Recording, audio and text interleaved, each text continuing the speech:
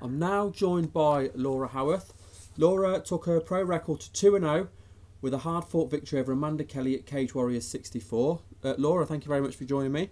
No problem. Congratulations on another impressive victory. Thank you. Let's talk a little bit about the fight. It was a tough fight, wasn't it? Amanda Kelly really made you work for it. Yeah, definitely made me work for it. How did you feel going into the fight? I knew it wasn't going to be an easy fight. I mean, my parents always come to watch, and I even said to them, like, you might not want to come to watch this one because it's going to be tough. I'm going to come out bruised up, and it is going to be one of those fights where it's just going to be real gritty and sort of a tough fight. So yeah, I'd prepared myself for that mentally and physically. So yeah, I was ready for it. I mean, we knew going into the fight, of course, that Amanda Kelly's got excellent striking. So yeah. Were you looking to take this fight down and kind of put her out of her comfort zone? Yeah, definitely. I mean, if you know someone excels in one area, then you don't really want to play them at their own game. At the end of the day, you go in the fight to win the fight, so you have to pick out your opponent's weaknesses and expose them really. And that's what I aimed to do, and I think I've done it quite well.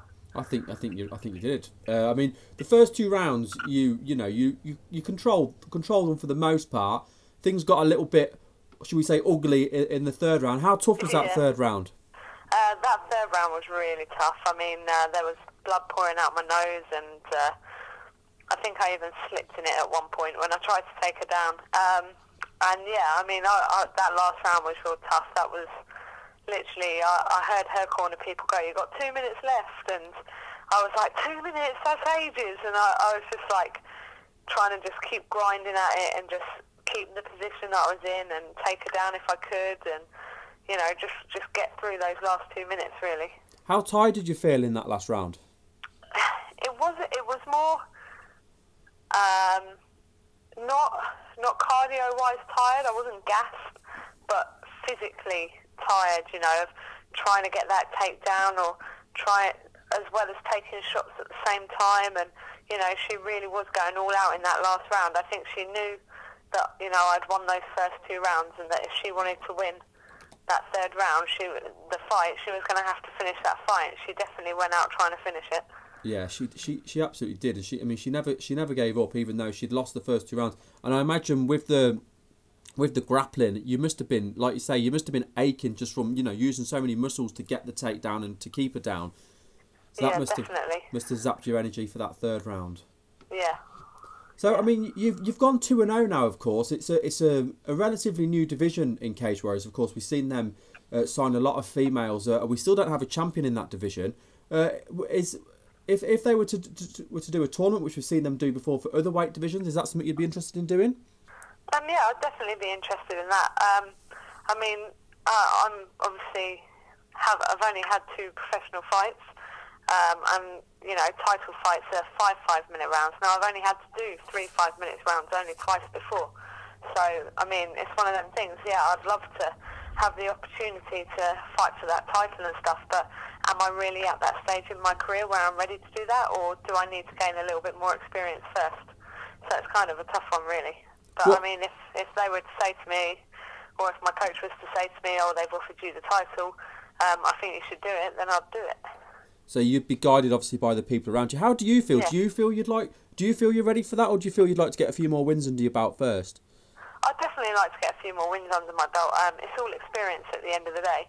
I mean, like my coach said before, like if you're the title holder, then you've got to be on form all the time because you're constantly fighting the number 1 contender.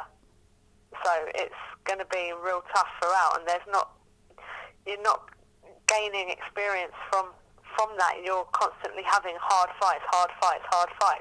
Whereas I think if it's not a title on the line, you can sort of gain more experience and not feel like everything's lying on this one fight all the time. What was it like as well having Rosie Sexton? Because I know you've worked with Rosie in the past, and of course she's a role model for women's MMA. What was it like having her commentating on the fight?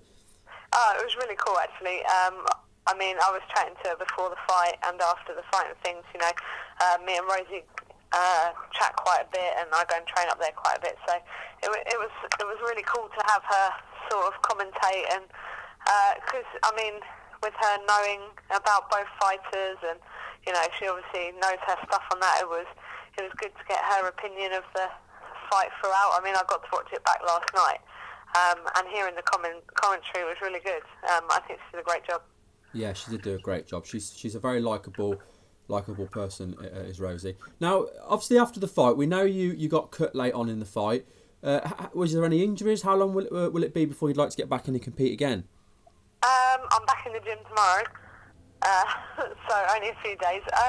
Yeah, I mean, it was more sort of like the nose that was bleeding and stuff, but it's not broken or anything. It's just a bit bruised. I'm sporting a couple of good black eyes at the moment, so yeah, it's just superficial bruising really. So I'll be back in the gym tomorrow. I've got a few weeks training where it's not in a camp and I can relax a little bit. We've got some other guys fighting, so I'll be helping them out ready for their fights and things like that, just like they've helped me out. And then we'll see what comes up, and back into a fight camp in a few weeks, I would have thought. Now, you said as well at the start of the interview that your parents were in the crowd. What was their reaction to the fight? Because it really was a tough fight, wasn't it? Yeah, it was. Yeah, I mean, I saw them before I fought, and they were all right. I think they're getting used to it now. I've been fighting long enough that they're sort of used to it. Afterwards, they were just happy to see that I was okay, and the next day they laughed at how bruised my face was. So, yeah, I mean, they're pretty good. They're getting used to it. Oh, good. I bet it's great having their support and having them there kind of cheering you on. It must really, make you feel better about what you're doing. It's good to have their support. I wouldn't say I like having them there all the time. It's not. You don't really want your parents seeing you taking a bit of a beating or things like that. I don't want them to be there if I lost. No, of course. Well, obviously you didn't, so congratulations. It was a very, very tough fight, but it was a real good test for you at this stage of your career, I felt personally. Yeah, definitely. I mean, I really feel like Cage Warriors have tested me since I've been signed to them. I mean, I've had Emma Delaney, who was a Commonwealth medalist, and a two-time World Muay Thai champion. So yeah, they're definitely testing me. And I'm sure that, for your career, that of course, that's what you want. So congratulations. Before we let you go, I just want to give you a chance to do any shout-outs. Let the listeners know about your Facebook and Twitter, and also you can thank any sponsors, friends, family, and obviously people you've trained with and stuff like that.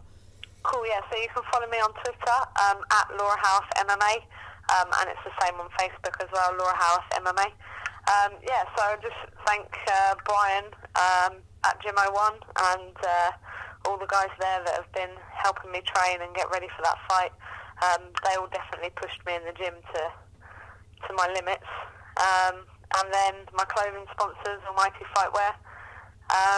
The training pod, that's Troy. He sort of fixes me up when I break halfway through training camps. Who else have I got? The Hip Room and Alex Backhouse, Strength and Conditioning. Obviously, get me strong enough and conditioned enough to be able to take people down. And KC Global, who sponsor me financially, and Physiques Nutrition, who get me on weight and hydrate me up afterwards. So yeah, I've got a good team around me. Well, congratulations on the win, and I can't wait to see you step back into the cage again. Cool, thank you very much.